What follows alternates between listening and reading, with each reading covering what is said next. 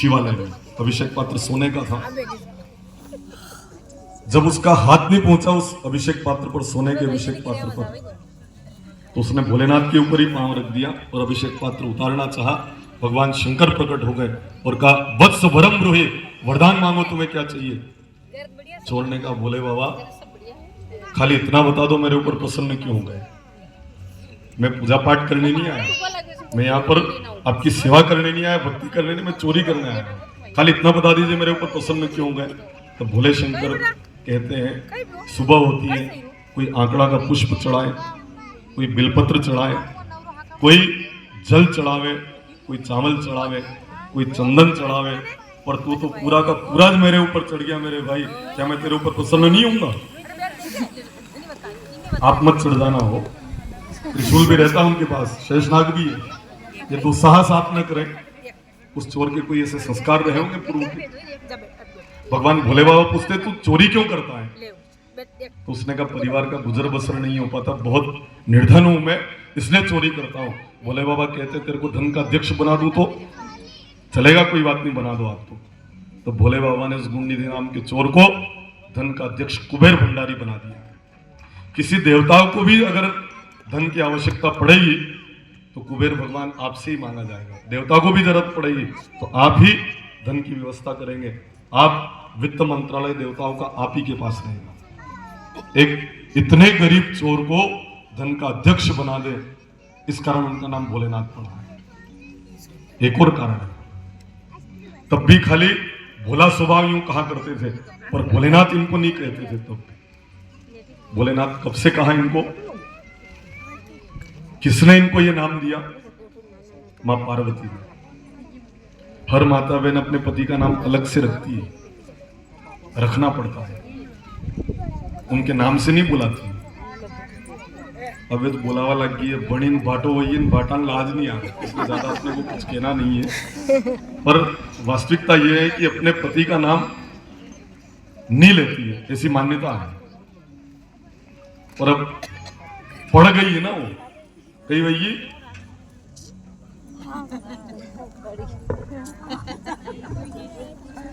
पढ़ी, पढ़कर पढ़ाई करके उत्थान होना चाहिए, पढ़ाई करके पतन नहीं होना चाहिए। पढ़ाई करो तो क्या होना चाहिए, उत्थान। पढ़ाई करके पतन न हो, ऐसी पढ़ाई करो।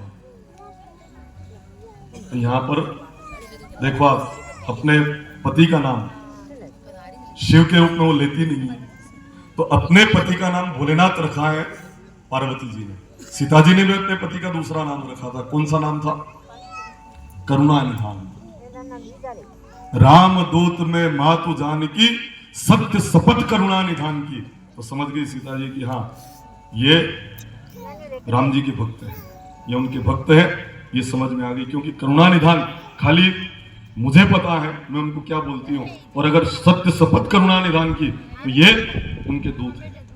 तब सीता जी को विश्वास हुआ था।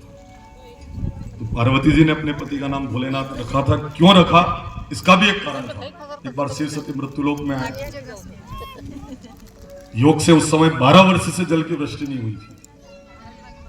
लोग पानी के कारण तड़प तड़प के मर रहे हैं। अन्न के बिना मरे तो समझ में आए, पर जल के बिना तड़प तड़प के मर रहे हैं। सती के मन में ममता जाग गई, क्योंकि वो तो जगत की माँ है ना। उन्होंने कहा, नाथ थोड़ा सा पानी गिर जाए तो कम से कम जल के कारण तड़प कर तो लोग न मरे। भोले बाबा कहते हैं, इनके कर्म ऐसे नहीं है कि जल वृष्टि हो, इनके कर्म अच्छे नहीं है। तो सती ने कहा, नाथ थोड़ा सा पानी तो गिरा दो, खाली जलपान कर ले, इतनी सी व्यवस्था कर दो आपको। भोले बाबा ने कहा, नहीं गिरेगा जल। तो माँ गोरा कहती है कि नाथ, मैंने सुना है कि आपकी झोले में एक शंख रहता है, उसको बजाने से पानी गिर जाता है। भोलेनाथ ने कहा, हाँ बिल्कुल ऐसा शंख है मेरे पास, उसको अगर बजा देना तो पानी के योग भी नहीं हो तो भी पानी जल की वृष्टि हो जाया करती है। उसको कहीं कैलाश में तो नहीं भूला है शंख को आप। भोले बाबा कहते, बहुत इंपॉर्टेंट महत्वपूर्ण शंख है, इसलिए मैं कभी भूलता नहीं हूँ, सदैव मेरी झोली में रहता है। निकाल के बताया, वही शंख है जिसको बजाने से पानी गिरता है। सती ने कहा, आप ही बजाओ तो गिरेगी, दूसरा भी कोई बजाए तो गिर जाए। भोलेनाथ ने कहा, मैं ही बजाऊं तो गिरता है, क्योंकि मैंने इसमें सब पासवर्ड रखा हुआ है, जैसे अपने मोबाइल में नहीं होता है।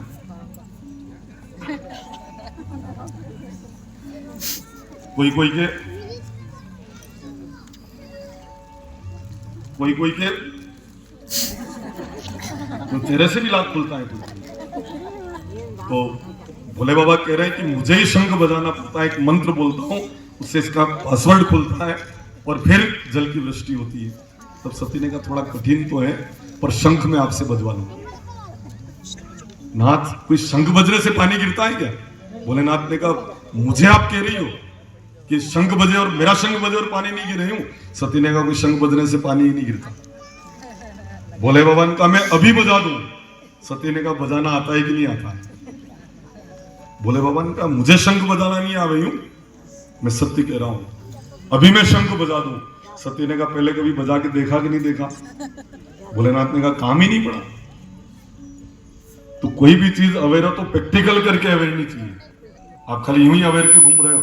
आप एक काम कीजिए, आज शंख बजा दीजिए, मालूम पड़ेगी जल वृष्टि हो कि नहीं होगी। भोलेनाथ को बड़ा गुस्सा लगा, अच्छे से मंत्र बोलकर शंख बजाना प्रारंभ किया, अच्छे से मेघ चढ़कर आए, खुलकर वृष्टि हो गई, सब नदियों में पानी आ गया।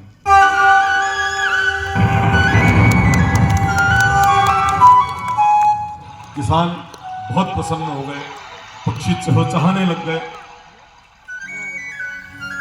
आनंद का